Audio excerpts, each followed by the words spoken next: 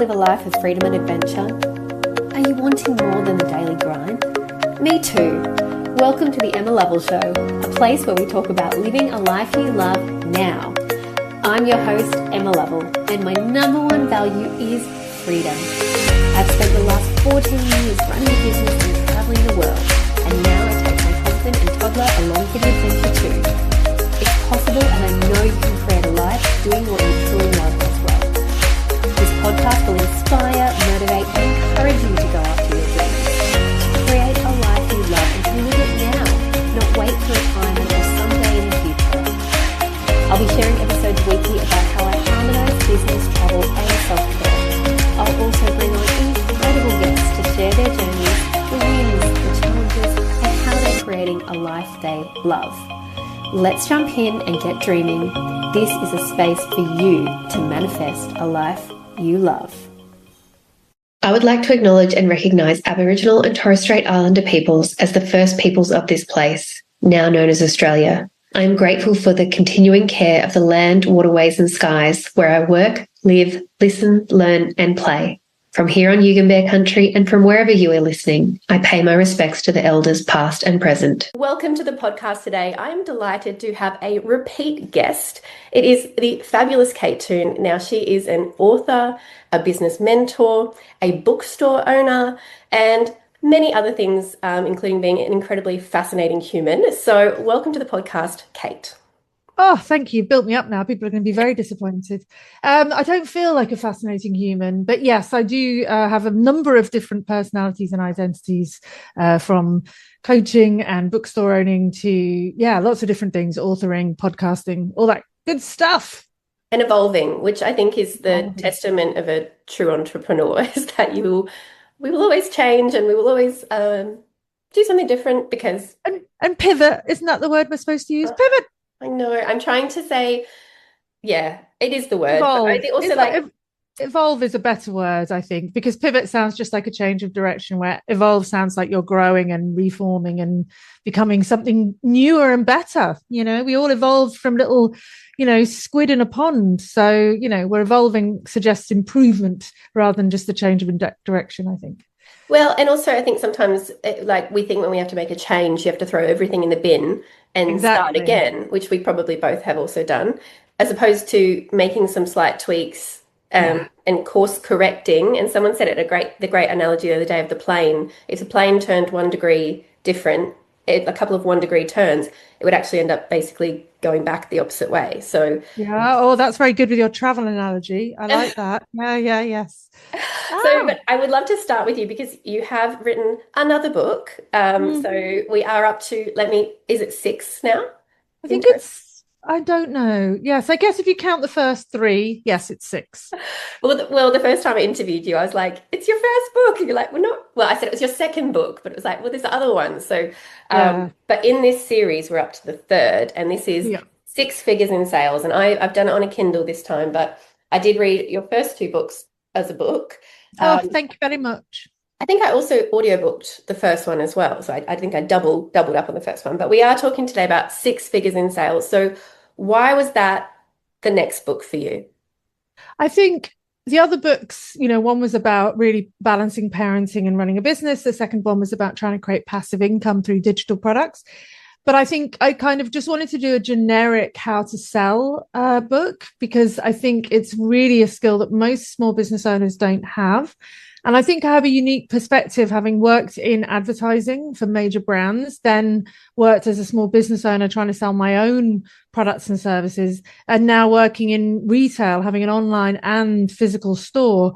I think there's few people who've ticked all those boxes. So I thought I could bring a bit of a unique perspective to it. And also I'm incredibly anti paying for meta ads.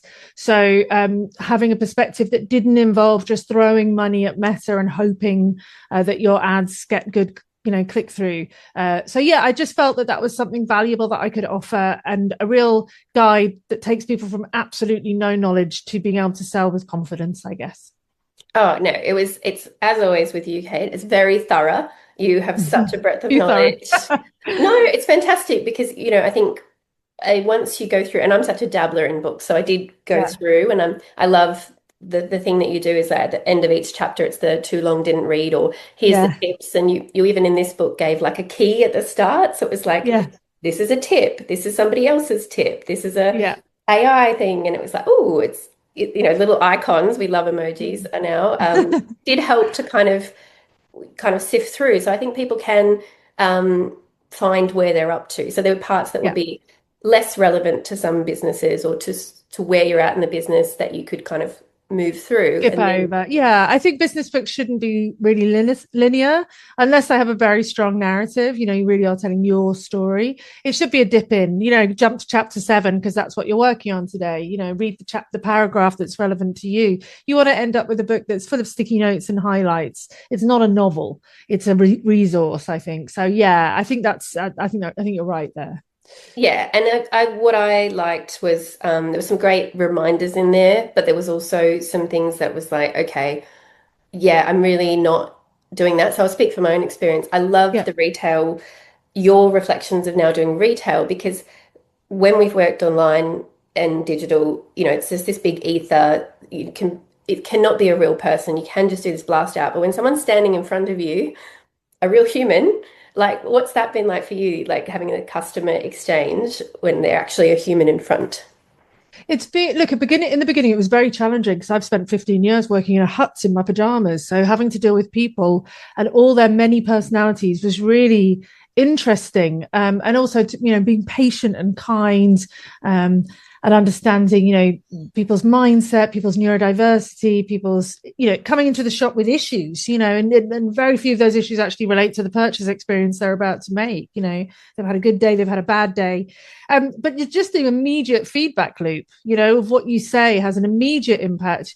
And therefore you learn very quickly what works and what doesn't. You learn a bit of what I guess you'd call it sales patter, bedside manner. You learn how to be charming and kind and affable, and understand how much that impacts sales, rather than just providing customers with information on what they want to buy. I want a book about crime in the Australian outback. Okay, well, here's the book. Being enthusiastic and asking them why they're interested in it and what they've read before and how their day is going and where did you get your jumper is as important as the thing you're selling itself. And I think that's what I've realized through retail, which can get lost in digital sometimes.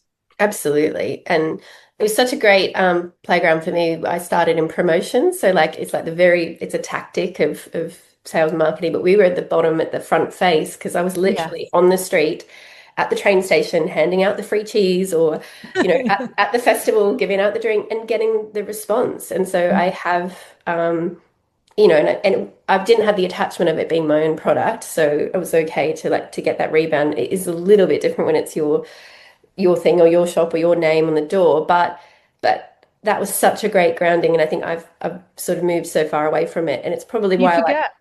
it's Yeah, why I you like in-person forget. events is because I think when you're Yeah. in person, you somebody asks you your sales pitch sort of, or what do you do and you've on the spot got to do the Well, you thing. can't hide. You can't hide. And I think, what you and I have been around quite a long time now. And we've seen many, entrepreneurs come and go and rise and fall. And I think the thing with digital is you can hide behind a very nice, pretty facade and images and a sexy website. And people don't actually get to know the real you, but face to face, you can't hide, and it's much more of a like the relationship is so much more important because the relationship is real. Yes. And I think we're all craving that after several years of sort of schmick, schmoozy advertising and marketing that then kind of maybe doesn't actually deliver on the promise. We're really craving that one-to-one personal experience where we can look in someone's eyes and decide whether we trust them or not with our tiny money that we have now, because no one's got any money anymore. So, it's even more important to build that relationship and that trust. Yes, and there's obviously a number of ways to do that. And I loved the reminders of I was, the website, and obviously the website's got to be able to perform. If you've done all this great work of talking to them and then you send them there and it doesn't work, there were all those sort of steps. But then, getting to that part, which I think people forget so much, because you can make things look very good, then you actually got to sell the thing, and then you've actually got to deliver the thing. And if you don't deliver the thing well, all of that's kind of a waste, isn't it? Or moot. Yes. And it's just, reducing sales friction, which we may not even realize is there. It's simple, practical things like having multiple ways for people to pay. Like I'll often have people say, oh, I don't like PayPal, so I don't offer PayPal. And it's like, well, great. You've probably made 50% of people find it a struggle to pay with you, you know, or, you know, having 17 fields or 13 checkout, whatever, or the font being really light, so I can't see it on my phone. And just, you know, there's very practical usability price barriers, but then also giving people price choice. If you whack something up with one price, it's a yes, no answer. Whereas if you give me 3 options, I feel like I'm making a choice. I feel like I'm choosing something best for me. But I think the main message of the book is just overcoming the negative vibe of selling. Like even saying the word selling, you think, oh, it's so dirty. I don't want to do it. I don't want to be a salesperson. And I think that's the main thing I wanted to try and get across, because I think so many small businesses live in marketing land, sharing, you know, Maya Angelou quotes and pretty memes, and they never get to the point where they ask for the sale. So marketing and sales are messy, they're similar, but you know, sales is about that bit where you get someone over the line and actually get them to pay you, which is why, you know, we're here at the end of the day. Well, and it's delightful. And I think I had a bit of I shared it actually online that I've been a bit scared lately. And one of the things is that direct. I think sometimes we forget the direct. So I'm very good at the showing up, very good at the visibility, very good at the broadcast, you know, and we've been very consistent, podcast, email, socials. But am I actually going and talking to someone saying, you know, let's work together, or Yeah. buy my thing, or and because things we can talk a bit more about, like when you are evolving and it's not the way that you used to talk to people and it's not the thing that you used to sell, or it looks different. I honestly I was a bit scared, and it's not. And so having those reminders and some of those things of like, it's a relationship, it's a conversation, like I'm having a conversation with you and I'm okay, you know. I think if you Yes. said no, would I die? So I'm actually trying. Yeah. I don't know. I can't remember. I've heard it quite a bit lately, and it might have been in the book too. But the 100 no's. Oh no, I've not heard of that one. So you actually aim to get 100 no's. The goal is to get people to say no. So sometimes you actually go and say something a bit ridiculous, like, "Can I be the brand ambassador for Flight Centre?" Yeah. And you know, and then they say yes, and you're like, "Oops, well, yay!" But or can, you know, Kate Toon come on my podcast, and you know, she might say no or yes, but you're trying to get the no's, because I think one of the things, I don't know if you hear, but like I think people are scared of the sales because they're scared of the no. Yeah, I think that's true. I mean, if you get 100% yeses, like if you're selling anything and you get 100% yeses, you've probably priced it too cheap. People are simply buying it because it's cheap, right? Like as a copywriter, I always used to say to my students, 50, you know, if you're getting 100% yes, it's too cheap. If you're getting 100% no, it's too expensive. So half and half is pretty good. You know, that's what you aim for. So expecting a no and being fine with a no, and separating you from either the product or the service that you're offering, that they're not saying no to you as an individual, you as a person, your personality, you as an entity. They're saying no to that particular service or product on that day in this time of their life, you know, and very, very rarely has it got anything to do with you. It's often more to do with what's going on in their own life and whether they've got the time, the money, the inclination to make that purchase decision. You know, we don't all wake up every day feeling amazing with money in the bank, feeling confident about what we're going to do and say. And so I think sales, the other thing I think that's so important is that even if you've got to the point where you're talking about your product or service, the person is interested. You know, they're vaguely interested. Their level of interest may vary, but you're not selling to people who don't want to be sold to. You know, they already want to buy. They're looking for affirmation, and they're looking for the information to make them feel that they're making a good purchase choice, because no one wants to look like a fool. So they're trying to get answers that make them go, yeah, this is a good decision. I'm not going to buy this and then feel immediately bad after I bought it. I'm going to feel good about this purchase decision. And I think that's the way to think about it. And then it only comes through practice. And you know, I know that I just was going in my shell, but you know, I'll just go on to that point as well, where you said, what is the thing that people say? Like you said, people just, it's the salesy, but what is the thing, the reason that you've heard of, like, I don't like sales, or I'm not good at sales? What's their why? I think it's lack of confidence mostly, that they don't want to lie. They don't want to deceive. Sales sometimes feels like it's manipulative, like it's playing psychological tricks. And it can. I mean, there are tricks, limited offer, only 3 spots and there's 37. You just don't have to do any of those things. Yeah. I think often the lack of confidence comes from the price that they've put on the thing. So, that they feel weird about charging for their services, they're a people pleaser. It's generally lack of confidence, whereas if you have a product that you genuinely think is good and you priced it with rational logic based on hours and what you need to earn, and that it does what it needs to do, you can jump from the rooftops. I had my SEO course for many years and I knew it was really, really good. So I was so confident selling it. I'd talk about it endlessly. It didn't care. And if people said yes or people said no, it had no impact because I knew it was good. But it's that confidence. And I think confidence comes with time, and sales skills can definitely be learned. But you have to believe in yourself and you have to believe in your product or service. If you don't, people can sniff it out. They can tell, you get that wobble in your voice. You start making excuses.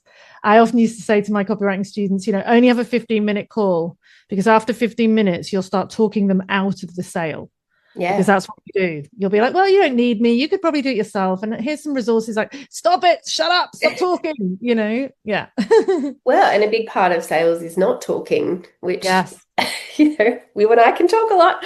It's hard because also you're sitting there going, I know the answer. I know I can fix this. I know I can help you. But you have to sort of say the thing and then listen. You have to lead them to the sale and let them come to the conclusion. Don't come to the conclusion for them, because someone who is talked into a sale will regret it, whereas someone who is listened to, understood and mirrored back with a product or service that they genuinely connect with will feel fantastic afterwards. So yeah, it is a conversation, and in a conversation you try and leave some gaps. Yes. And I loved actually one. I remember I was talking to a lady who was potentially going to come on a retreat to India, and I actually literally said, I don't think it's if you're seeking this, which you just wanted, what's the outcome? What's the outcome? What's the outcome? I said, I've sort of told you what the outcome could be, but I can't promise you your outcome because it's your life. Yes. And I don't know exactly where you're at or what you're going to take out of it. So if you're looking for me to tell you the outcome, I actually don't think this is for you. And she said, oh, no, I'm coming. I was like, yeah. Oh. I was like, I told her, I don't think it's for you. Yeah. If it's that, but it's like, okay, if you can be open to the experience and what it's going to give you, yeah, you're welcome to come. But it was funny saying to someone, it's not for you. And then going, no, yes, please. Well, that's it. As soon as you start taking things away from people are very much focused on, we think that we're focused on getting more, but we're actually focused on losing less. That's a big part of human nature. We don't want to lose what we already have. So if she was already invested in that and then you said she couldn't come, that suddenly makes it feel more attractive. That is almost by accident a psychological trick, right? But you said it genuinely and honestly. So the ability to tell people, I'm not the right supplier for you, I'm not, is an act of sales confidence. And then sometimes you will find them arguing with you that you are, but I often find that clients that try and force you to work with them don't turn out to be the best clients either. Like it has to be a mutually beneficial thing. I could sell anybody any book in that bookshop now, but I want them to come back. Yeah. So I don't want to sell them a book that I know that just because I want to sell it because I need to get it off the shelf. I know it's rubbish, but I just going to get rid of it because that's such a short-term goal. I'm the sort of short-term achievement. I want them to buy 100 books, not just one. So it's better to be honest at the get-go and say, no, that book's not for you. I don't buy that book and see them go, oh, okay, well, what should I buy then? That honesty definitely pays off. Yeah. And I mean, it's something that I think you go into the book, and we might have talked about when we were writing books, is you have to believe in the book as the author as well. And it's such a long process, but you have to believe in the book because then you have to go and sell it over and over again. And I have read the book, so I know, and I know that you can genuinely stand here because, this is going to help people. And you put stuff in that was going to help people, and you would not have let this book go out into the world if it wasn't something you believed in that could genuinely help people. So that's the product. It's important. Yeah, you have to believe in your product and you have to make a good product. Like there's lots of people sort of saying, oh, you can bang out some templates in AI and sell them. Yeah, you can. You can sell anything to anybody, but will you sleep well at night and will they be happy? And in the long term, will it work for you? And I'm always playing the longer game. Reputation is everything. And it's actually, come to the point with my books, whereas that's probably my last business book, because I feel I've given all I can give. And unless I have some sort of epiphany or, revolutionary experience in my life, I have scraped my barrel dry. There are other writers like Andrew Griffiths, who's written 30 books. I don't know how he does it. I feel like that's enough.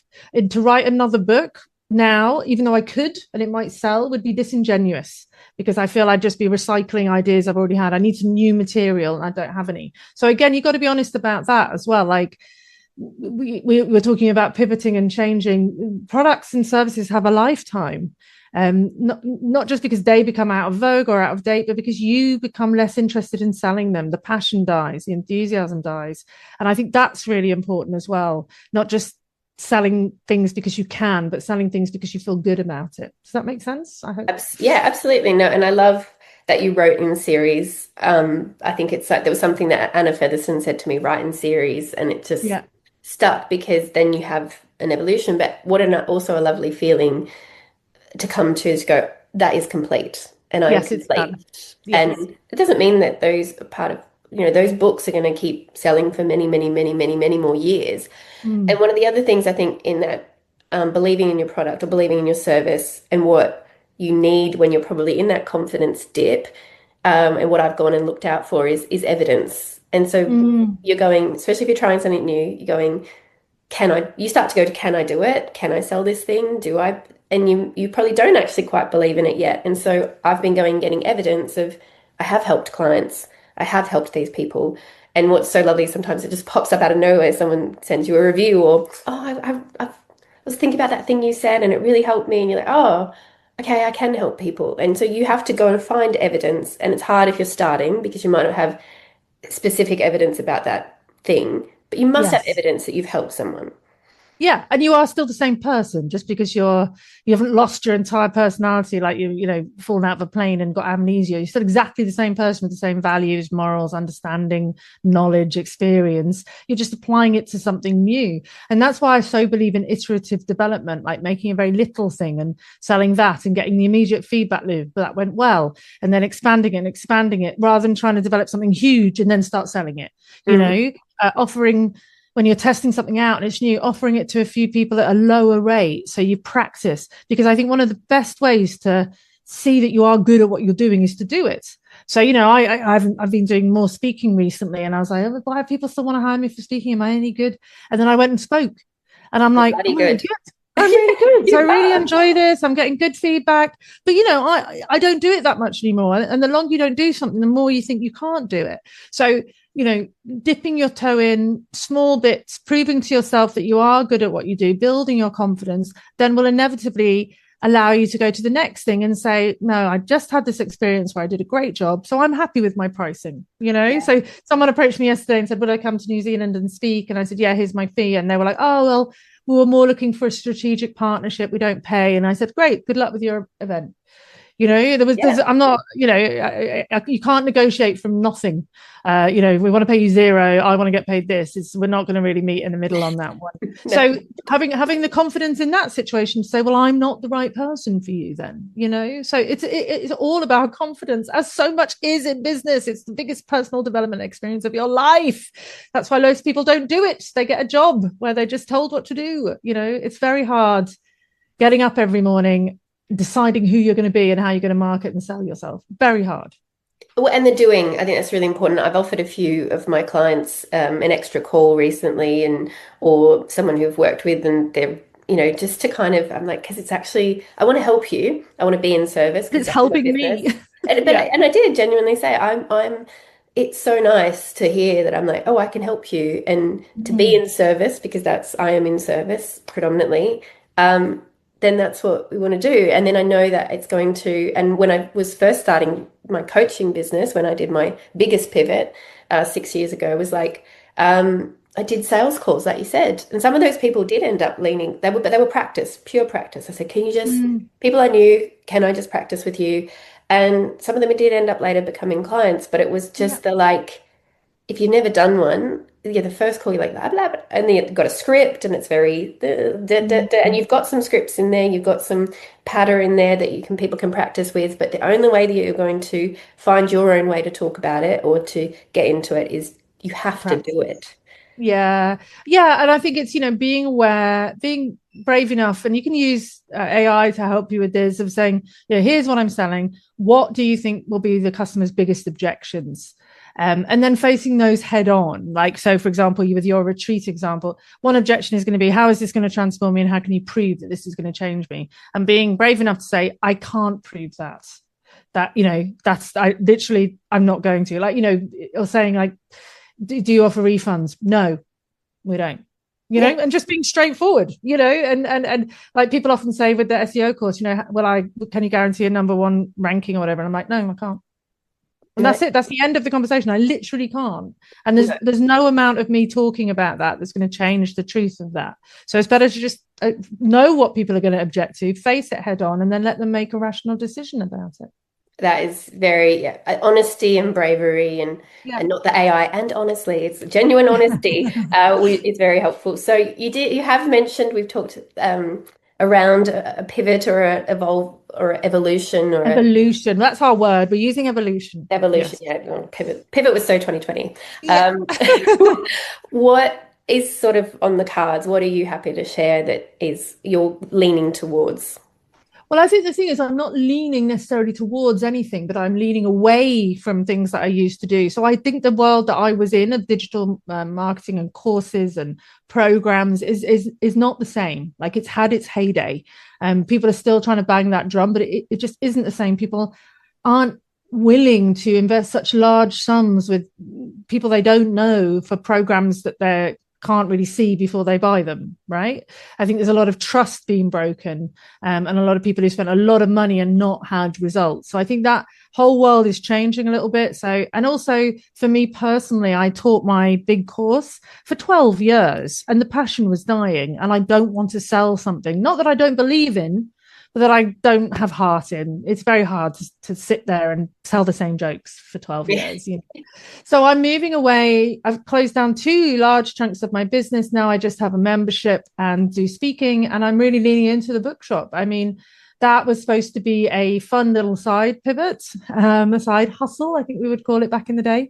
And it's, turned into like my entire identity. It is thoroughly unfinancially rewarding compared to what I used to do, but it is deeply rewarding from a personal sense. So I guess, and then I don't know, because I think for me, I've been a busy, productive, very active person for very many years, and I don't have any new ideas yet. And I'm just going to wait. I'm not going to force things out of myself that feel disingenuous. Something might come along. Maybe I'll just fade away into the ether and sit in my shed and make furniture. Maybe I will. Like, I think you'll be seeing a lot less of me, and I think everyone will be rather relieved at that. I will. Well, seasons for that for sure. But I did get to come and see the bookshop before, but I know you've moved, and I'm delighted to come and see it again, and was very honoured to be in the window. You were in the window. I was in the window. So I would have, thank you for sending me the photo and the video of that. And I totally agree. I retired offer, which I never used to do. Just be like, I'll just leave it there and see if it sells. Yes, if it sells, it sells. But it was like, I don't want to run it. And I don't want to run it in that way. And I have this, and they serve that. And so if you're here, you go there. If you're here, they go there. But I don't want to run it that way. And, to take it off, then you create the space. And I think the uncomfortableness I was in recently too is when there is a bit of openness and a bit of, I don't know. And I trust that things will come, and I trust that there will be opportunities, and you can't lean entirely on that. But I think one of the benefits and the gifts of being around for a long time and having a big network and showing up so much is that people do see you and will come along and go, have you thought about this? Or, oh, I do still want you for that. And so things pop up, but I don't know is scary. especially when you have known for a long time. Like I have known exactly what my day looks like every day for 10 years, and that began to get very dull. And I don't know is very scary, financially, you know, spiritually, all the lees. But yeah, the universe tends to kind of pop things up when you want them. It kind of, I'm a bit woo in that respect. I think things do. I know, who am I didn't used to be. You know, I know what's happening to me. And you know, even if not, you know, these days I am very much of the opinion that even if nothing pops up, I'd be happy working at Woolies checkout. Do you know what I mean? Like honestly, Sometimes, I've done the things that I wanted to do. I've ticked every box that I ever thought of, and lots that I didn't even want to tick. You know, so I'm content, and I think that that's enough. You know, and you can't. Another thing that you mentioned there is that retiring a program that probably people still want and like. People still ask me, will I do the recipe for SEO? And just because someone wants to buy something doesn't mean you have to sell it, is another thing as well. So you get to choose what you sell. I think that's really important as well.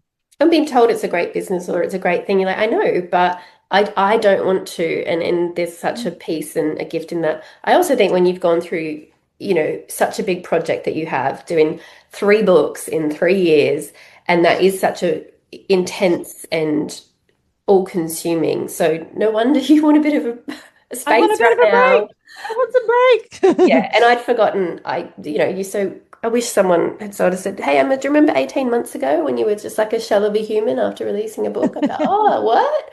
So I've just written my second book, and I just forget what afterwards. It's a big thing to put in the world. But I will always thank you, Kate, because it was a question that came to me at a very poignant time, and a very important sales lesson is to listen.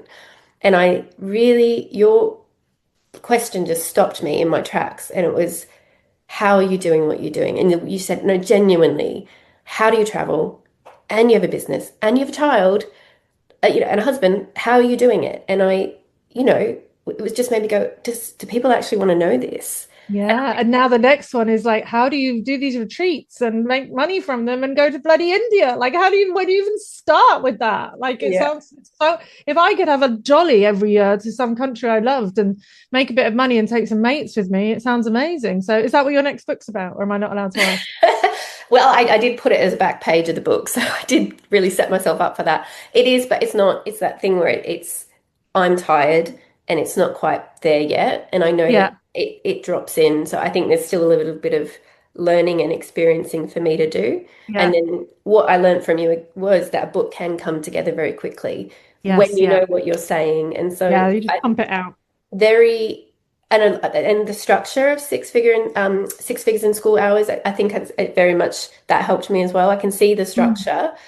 It's just maybe it's the right people to talk to, because I want the other story. it's not all me just telling what I've done. It is other stories. And I might need to have a few more lessons I have to go through to be able to, I don't know. So, or I just need a bloody rest, and then I'll do it. Honestly, a bloody rest is because I think as well, I find that books are full of other people's stories. I didn't buy them I want your story. That's why I bought it. Do you know what I mean? I don't need to read about bloody Boost Juice Lady one more time. Do you know what I mean? Yeah. Okay. Well, that's good feedback. Also, I'll listen to you, Kate. Yeah. And again, with the experience thing, all you need to be is 2 steps ahead of me, not 20. Like if you're 20 steps ahead of me and you've had every experience in the world, it's unrelatable. You've already done retreats to India. Now, even having done that once, but I think you've done it several times, that's enough, man. Like even if you just talked about that in a book, how you planned it, how you book it, how you get people there, the safety, the food, the different, how do you get the personalities to meld? What do you do on the day? Like, what do you wake up and do? I don't even understand what you do. Yeah. Like, that is 50,000 words, 100%. That is easy. How do you sit in a room with 6 people for 3 days and talk? Oh God, I can't think of anything worse. So anyway, I'm excited to read it when it comes. Oh, well, thank you, Kate. Okay, well, I love that my podcast always turned into a coaching call for me. Oh God, pick up the ask for me. So sorry. No, and I will when I have a wobble. Again, a thank you, because I had a big wobble and I called you. Well, I came into the shop and talked to you, and you gave me some really wonderful advice. And so I think sometimes as well, my message at the moment for sales is pick up the phone. And whether it's to talk to a colleague or a past client or potential client, pick up the phone and just talk like to a human, and just because Be it's honest. shifting so much.